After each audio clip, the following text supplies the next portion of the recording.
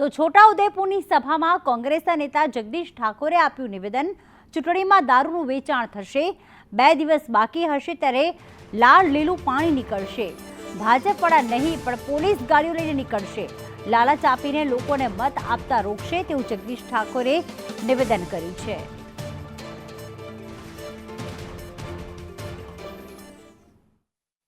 બે દાડા બાકી હશે, પાણી ઉતરશે, લાલ લીલું પાણી ભાજપ વાળો વેચવા નહીં નીકળે, પોલીસની ગાડીઓમાં આવશે। જેને દારૂબંધી બંધ કરવી છે એ પેટીઓની પેટીઓ ઉતારશે, એ રૂપિયા આપશે અને પાછા તમને 2-4 દાડા નશામાં રાખી નાની મોટી લાલચ આપી અને તમને મત આપવા જતા રોકશે। એ કાવતરાથી તમે ચેતો, એ ચેતવવા આવ્યો છે।